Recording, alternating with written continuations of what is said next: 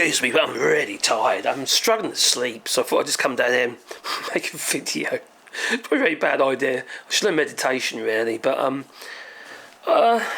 you know, at times I've actually mentioned about fibromyalgia and long COVID. Like there seems to be some connection there, like they are one in the same almost.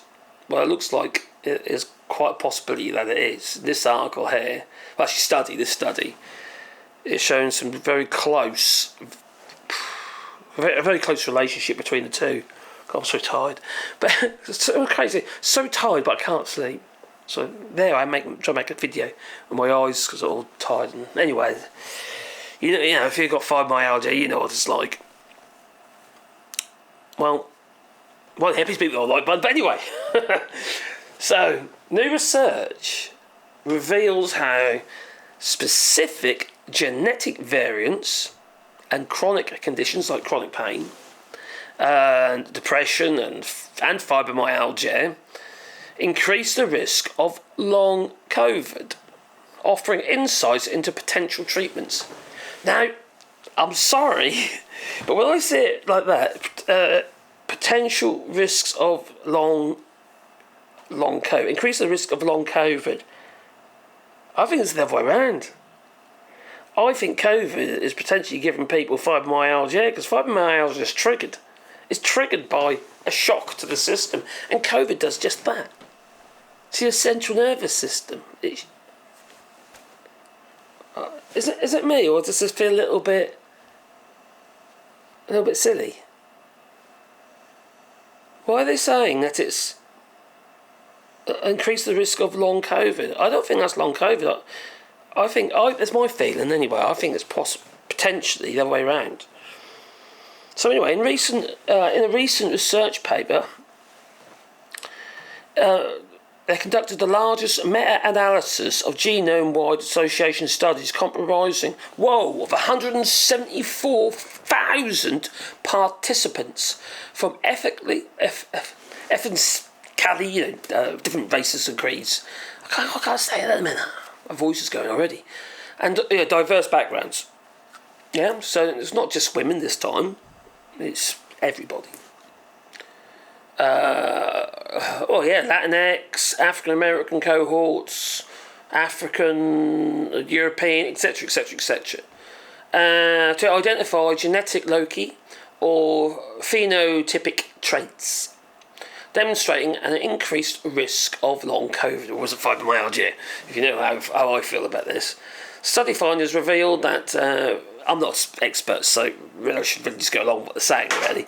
Anyway, the 3 specific genetic loci, which is a load of numbers and letters. So probably saying all them because none of us are going to actually know what they mean. And 3 phenotypes were at significantly heightened risk, highlighting high priority populations. Highlighting high priority populations for interventions against this poorly understood disease. Now, during the pandemic, we realised we knew that African descendants or Africans, people, black people basically. I think it was Jamaicans as well, from the Caribbean maybe. Anyway, they suffered more. There were more risk of death, weren't they, through the COVID, during that pandemic, and it's So it would stand to reason that there's that connection there, wouldn't it? It really would. Now, 3 findings revealed that 3 specific genetic loci and 3 phenotypes were significantly heightened risk, highlighting high priority populations for interventions against this poorly understood disease. Yes, I have just read that, I know. Long COVID is a condition of prolonged coronavirus disease of 2019. Like symptoms that persist and develop for months or even years following survival from a severe acute respiratory syndrome. Now, I shouldn't say this, but I still feel it's just triggered fibro. I think these people got fibromyalgia.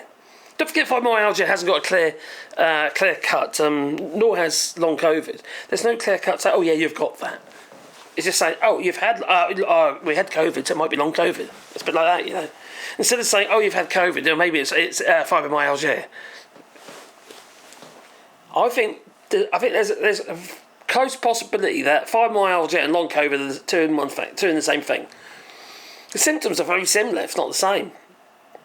More than 65 million people have been confirmed as long COVID patients. Unfortunately, while recent genome-wide association studies have provided an understanding of the immune responses underpinning acute SARS-CoV-2 infections, little is known about the biology and risk factors contributing to long COVID. See what I'm saying?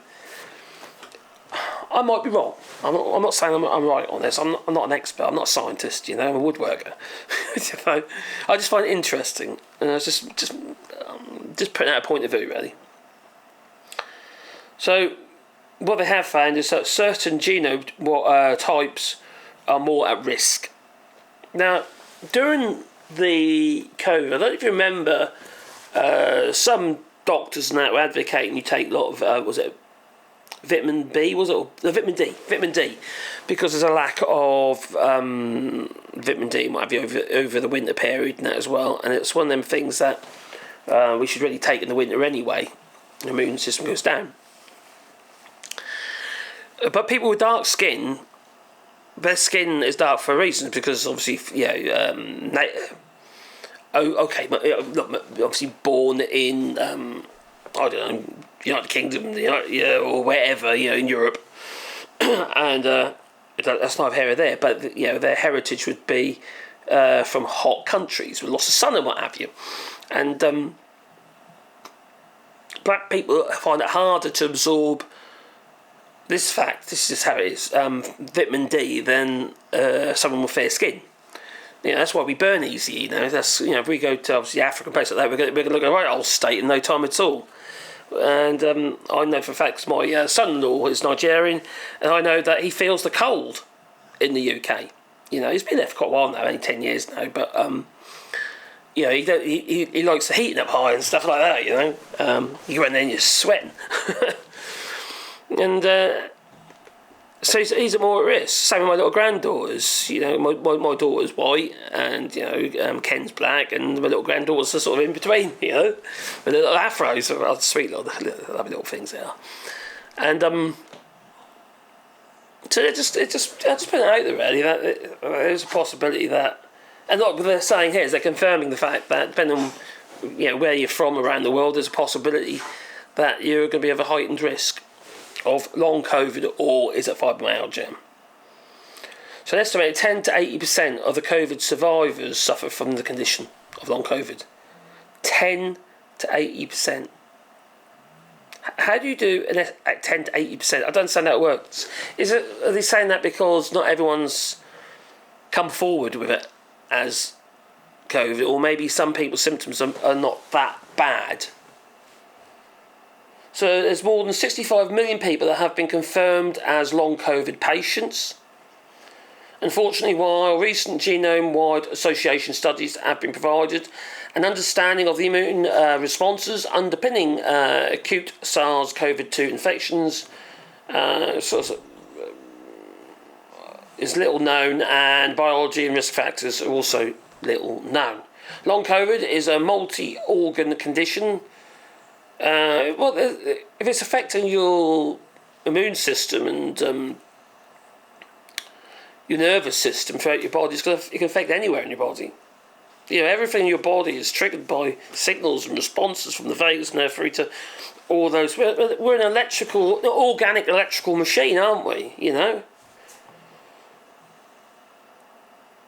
Epidemiological investigations have established links between long COVID occurrences and fibromyalgia.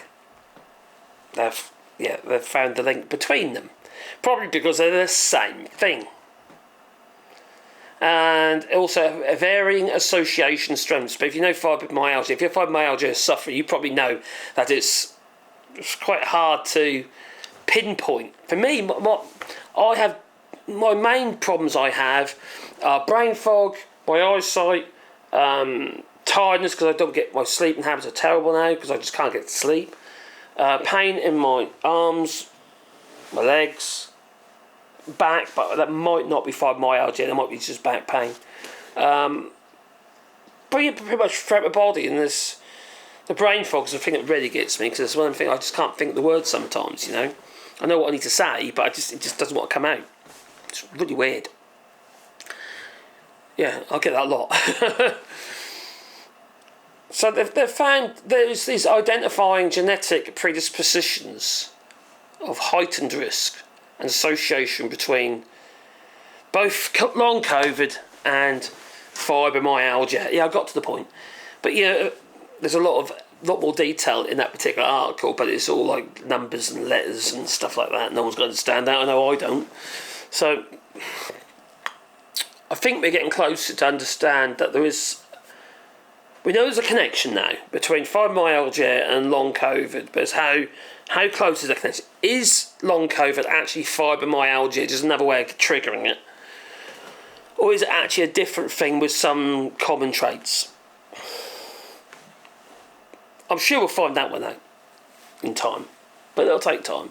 Anyway, it's time for me to go. I was going to say toodaloo, you know, but, you know, if you want boop the old like button, that helps the channel, you know, but we're also doing rewilding out in France. We're planting 1,000 trees or 2 hectares of land. And if you want to be a part of that, there's a link down below where you can basically give a little bit of money towards a tree, and we'll plant a tree on your behalf, and I will make a sign to go with the tree, and it could be just your name or memory of a loved one, what have you, or a present for Christmas. But don't forget the pets as well. Yeah, you can plant a tree for your pets. I'm looking at my dogs, by the way. I'm just 1, 2, 3, Wally, Sebastian, and Pandora, all staring at me. Toodaloo.